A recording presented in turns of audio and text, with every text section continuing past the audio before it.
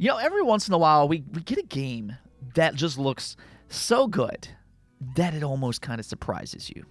The thing is that it almost kind of feels like with a lot of modern games anymore, they're kind of missing something. Passion. But every once in a while, there's a game that you can just kind of tell that it comes from creators that loves gaming. And right now, there's actually a game like that coming in 2025. Interestingly, this is actually a day one Xbox Game Pass game, so there's going to be some excitement with that. But just to be clear here, it will be available for other platforms as well. And I think right now, it is one of the most exciting games set for 2025. And we're going to talk about that today. Then we're also going to talk about something that I mentioned earlier this week, and that's that Square Enix changed their policy to be a more multi-platform company. And as I've been saying for quite some time now, Nintendo really feels like the number one place that Square Enix needs to break into, just kind of considering their popularity in Japan. This feels like a heavy-heated combo if they can execute this properly. And well, guess what? It looks like they have major plans after all. So do make sure to stay tuned for all of that, but let's just go and get right into things, starting off with this just absolutely bizarre Wukong situation. Now, this is something that we talked about yesterday because there's been a lot of back and forth on why Wukong is not available on the Xbox Series. This is a conversation that's gone back and forth and back, and just as a little bit of a quick summary here, last week, there was some kind of rumor that the Xbox version was delayed because some kind of memory leak. And at the time, that was from a credible insider that's had a very accurate track record here recently. So a lot of people believed that, and it, kind of explained what was going on. But however, an IGN and Forbes corroborated report was published yesterday, and they claimed that information was wrong. And instead, Sony paid for some kind of exclusive deal. And okay, that's a little bit strange because Sony never publicly mentioned an exclusive contract. They're certainly not advertising it. And the thought process with that is maybe they're just trying to make Xbox look bad. That could be plausible. And in fact, Microsoft themselves have suggested that Sony has some kind of deal in place for Wukong. But wait. There's still more to this story because now Jez Corden and Nick Baker are claiming that Sony doesn't have an exclusive contract in place. Rather, they believe that IGN and Forbes got their information confused, and what really happened here is that Sony paid to help get the port done faster. In other words, they had a team come in and help develop a PlayStation port, or else the PS5 version would have probably been delayed just like the Xbox version. Now, personally, I think that sounds believable, but even then, Paul Tassi from Forbes is still sticking with his story that Sony paid for some kind of exclusivity. So, by this point, just kind of believe whoever you want. We probably won't ever know the full story unless Game Science or Sony themselves specifically talks about it. Now, speaking of PlayStation, though, I tell you one thing. I'm incredibly excited for Astrobot. I swear, every time I see this game, it just continues to look better and better and better. I love Team Asobi. I've loved the previous Astrobot games. I think this game's going to be amazing. And that's why I'm just so happy for Team Asobi, because they're finally going to get a real opportunity to make a big game for PlayStation. This isn't for PlayStation VR. It's not going to be another free game just to kind of showcase the DualSense controller. This is a big-time release that Sony's taking a chance on, and it sounds like if it does well enough, this could just be the beginning for Astrobot and its future. Check this out. Astrobot's trophy list was just revealed yesterday, and there was one trophy in specific that was quite interesting. If you look here, the Platinum Trophy called Astronomical says, "Earned all trophies, well done, and see you in Astro's next adventure." So, as long as this game does well for Sony, then clearly Team Asobi would like to do more with this IP. And that's one of the really cool things about Astrobot, because I think they could treat it similar to how Nintendo does Mario. PlayStation could do all kinds of different things with Astrobot if they wanted to. If they wanted to make, let's say, an Astrobot kart racing game, as an example, they could do that. If they wanted to make an Astrobot party game similar to Mario Party, again, they could do that. If they want to make another 3D platformer, of course, I'm all in. But yes, Astrobot really could be PlayStation's mascot. And for that matter, I really believe they need an IP like this in their catalog. I think people sometimes forget just how important it is to have games that appeals to all ages. And Astrobot really could be that game for Sony. There's just so many possibilities with this franchise, and all I can really kind of say here is that I'm incredibly excited to see how it does when it releases, actually just next week. Now, since we're talking about exciting games, I want to talk about one that has just completely surprised me. And I think a lot of the community really feels the same way, especially for fans of JRPGs. This is a brand new IP, Expedition 33, and is set to release in 2025 for PlayStation, PC, Xbox, and yes, it's also a day one Xbox Game Pass game as well. So definitely a big inclusion for them, if it's even remotely as good as it looks, because I mean, this game, honestly, I think looks incredible. The best way that I can kind of explain this game is that this here is the turn-based game that we've all been asking Square Enix for. You know, it's kind of this strange situation when you think about it. When you think about some of the best JRPGs ever made, that list will quickly fill up with turn-based titles. But when it comes to modern AAA JRPGs, a lot of these companies have shied away from those because they believe action-based games appeals to a wider audience.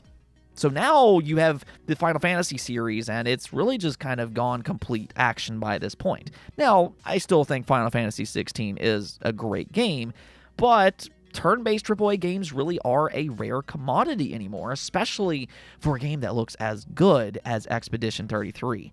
Its more realistic visuals are extremely impressive. Again, we don't get super realistic games when it comes to this genre, but this game looks very impressive, and that's once again on full display in their newest gameplay trailer. That's actually what I have on screen here. They just dropped 6 minutes of new footage, and honestly, I keep throwing out this word, but it looks incredible. I love the combat system that they have going on for this game. What they're trying to do is they're trying to make it more interactive, similar to games like, let's say, the Mario RPG series, or even Lost Odyssey. I'd actually say in terms of visuals and just how the camera angles work in combat, it seems like they took a lot of cues from Lost Odyssey specifically, which, hey, you know, that's a great game to be inspired by. In fact, they've actually mentioned Lost Odyssey in the past as an inspiration, and I've said for the longest time that Lost Odyssey is secretly one of the best Final Fantasy games ever made. I've wanted a sequel for years, and for a lot of people who've played that game, they also want a sequel because it really is that good. And it was made by none other than Hironobu Sakaguchi. And if you don't know who that is, he's the father of Final Fantasy. And Lost Odyssey was kind of his take on an HD, turn-based Final Fantasy game with interactive elements. And that seems to be what Expedition 33 is doing as well. It's almost as if Sakaguchi was on the right path all along with Lost Odyssey, and now here we are all these years later, and Expedition 33 is trying to evolve that experience. See, what's kind of fascinating about all of this is that we haven't really seen a truly unique AAA turn-based game like this in a very, very long time. I mean, you know, we've been asking Square Enix to do this for years, but, you know, they don't want to risk it. Which, I mean, you know, we can kind of point to Baldur's Gate 3. That was a massively successful turn-based game. We'll go and ignore that. But yeah, here we are, and Expedition 33 is actually trying something different with this genre. And it seems to have really resonated with the JRPG community, including myself. People are extremely excited for this game. I'm extremely excited for this game because, again, it just looks incredible. And I definitely think if this game wasn't already on your radar, I really believe that every JRPG fan should have this game on their radar. Put it on your wish list. Do whatever you have to, because if this game turns out to be as good as it looks, we could be in for something very special when it releases next year in 2025. Until then, though, I'm probably going to make an excuse to talk about this game as much as I possibly can on this channel.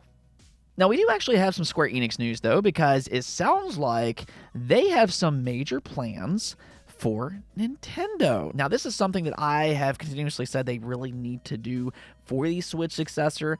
I think they need to get as many games on that platform as they possibly can, because there's a lot of potential with that combination.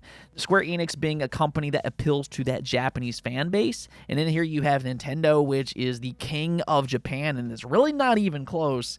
The combination of the two has a lot of potential together. I think this would be a great opportunity for Square Enix, and it looks like they are absolutely going to take that opportunity.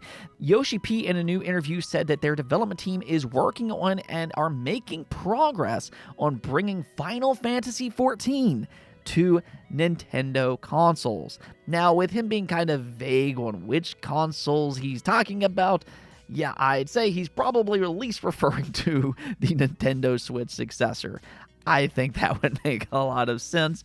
And I think this is really what we want from the Nintendo Switch successor. You know, we know Nintendo's going to bring a lot of great games. You buy Nintendo platforms for their exclusives. But it's nice to see when third parties can support their platforms as well. And with the Switch successor supposedly going to have, a similar power level as maybe the PS4 or the PS4 Pro, somewhere around that area. And you also have NVIDIA DLSS and things like that. There is a lot of opportunity there for a lot of these companies to now port some of their bigger games over. I mean, you have to realize just how capable the PlayStation 4 is as a console. I mean, you have games like Final Fantasy VII Remake. You have games like Red Dead Redemption 2. I mean, you have some really great-looking games on that console, and there is a possibility that the Switch successor can now get some of those games, and that's kind of what we're seeing here with Final Fantasy XIV. So I think we're going to see a wave of AAA ports for the Switch successor very early on, and even more than that, I think AAA third-party games are going to be much more common for the Switch successor than what we saw this generation with the Nintendo Switch. Now, one last thing I want to talk about before we go is actually another pretty incredible looking game being Zelda Echoes of Wisdom. I mean, honestly, we really got to talk about some just great looking games today, whether that be Expedition 33, Astrobot, I think that game looks amazing, and now with Zelda Echoes of Wisdom. So I think it's been a pretty fun day overall, but Nintendo just dropped a new overview trailer for Zelda Echoes of Wisdom, and this revealed some very important details. Now, they did reveal the Still World, which is where you kind of travel through these rifts, and there's a lot of platforming in these sections. I thought that was really interesting. I think it looks pretty fun, and they even confirmed dungeons and bosses will be in this world, which I think that makes it just that much more exciting. I cannot tell you just how much I've missed traditional dungeons in new Zelda games. So I am thrilled to see a brand new Zelda game with that experience once again, albeit it is still different because Zelda herself plays different than Link. Every time I see this game, I kind of get the sense that this is Nintendo's way of doing a top-down Zelda Breath of the Wild. And the reason I say that is because there's multiple ways to solve a puzzle in Echoes of Wisdom. They want you to think outside of the box, and they showed some of that clever thinking in this trailer. I mean, honestly, though, I think it looks excellent, but, even with that, I know one of the biggest concerns that some fans have had was with the combat. It might not necessarily be the main focus for this game, but because it's so different, will that aspect still be fun enough? And what they did in this trailer is that they showcased two new abilities. One is a traditional sword where she can turn herself into a sword fighter. Now, you can't use this ability all the time. It's based on a magic meter that you have to refill, but you can use it sparingly, which I think you might be able to improve it over time. It does seem to have some kind of level up system. They didn't flat out confirm that, but the meter does say level 1, so I'm assuming that you can level it up and then maybe use it for longer periods of time in the future. And then there's also the automatons that you can unlock. These automatons all have their own unique attack property, and you'll unlock them throughout some kind of NPC.